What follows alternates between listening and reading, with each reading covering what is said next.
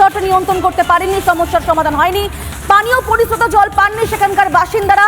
দীঘা সমুদ্র সৈকত, এত এত পর্যটকদের ভিড়, কিন্তু সেখানে রাস্তাঘাটের কোনো উন্নয়ন হলো না। সর্বোপরি মানুষের কোনো সার্বিক উন্নতি করতে পারেননি বিধায়ক এই 5 বছরে। আবারও বলছেন, দল যদি ভরসা রাখে, দল যদি আবার দায়িত্ব দেয়, মানে তিনি আগামী 5 বছরে আবারও ক্ষতি করবেন মানুষজনের।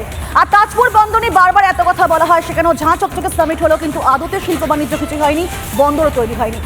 এলাকার পর্যটন শহর হয়েছে দীঘা, আর 116বি জাতীয় সড়কে আসার মধ্যে পড়বে রামনগর এবং বালিসাই, যার মধ্যে প্রতিবারেই যানজটের সৃষ্টি হতে হতো পর্যটক এবং স্থানীয় মানুষকে, এমনকি রোগী নিয়ে যেতেও সমস্যায় পড়তে হয়। তার জন্য রাজ্য সরকারের তরফ থেকে এখানে বাইপাস অধিগ্রহণ বা বাইপাস কাজ হওয়ার কথা ছিল, যেটা বালিসাই থেকে ফতেপুর পর্যন্ত প্রায় কয়েক কিলোমিটার রাস্তা হওয়ার কথা ছিল বাইপাস। কার্যত সেই রাস্তা কার্যত থমকে গেছে, এলাকার উন্নয়ন হয়নি। ইতিমধ্যে যে বাইপাসের কোনো কাজ হয়নি। এই এলাকায় বাইপাস যে হওয়ার কথা ছিল, বাইপাসের কাজ কি হয়েছে? কোনো কিছু হয়নি। কেন হয়নি? সবটা হয়ে গেছে, বড়রাঙ্গা মৌজাটা ঝুলে আছে।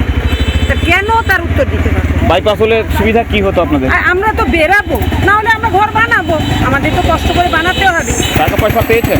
একদম টাকা পয়সা আসেনি আমাদের, আছে কাগজপত্র কিন্তু জমা পড়ে গেছে, কিন্তু বাইপাস আর হচ্ছে না। বাইপাসও হচ্ছে না, টাকাও আমাদের অ্যাকাউন্টে ঢুকছে। এই ধরনের খুঁটিটা কোথায় ছিল?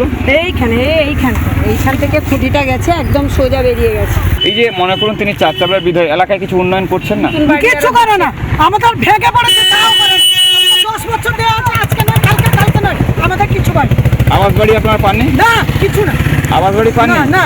এবারে যে তালিকায় নাম, আপনার নাম নেই? না, বলো সে চলে গেছে, আগে দিয়েছিলাম, আবার নতুন করে আমরা আর যাবো না, আমরা লাগবেও, আমরা খেতে কাছে খাবো সারা লাগ। মানুষ কিন্তু বলছেন এলাকার বিধায়ককে কম দেখা যায় এবং তিনি আসেন না। বাইপাস হওয়ার কথা ছিল, সেই কাজ হয়নি। শুধু বাইপাস নয়, আমরা দেখিয়েছিলাম তাজপুর সমুদ্র বন্দরটাও এখনো পর্যন্ত হয়নি। যদিও বা বিধায়ক দাবি করেছেন যদি 10 নম্বরের কাজের নিরিখ ধরা হয় তাহলে তিনি সেখানে 9.5 পাবেন। তবে এই এলাকার যে উন্নয়ন ক্ষমতা রয়েছে, সামনে সাথে বিধানসভা ভোট, কতটা মানুষ আবার এই সরকারকে ক্ষমতায় আনে কিনা বা পরবর্তী নতুন কোনো সরকার তারা ক্ষমতায় আনে তা কিন্তু সময় বলবে।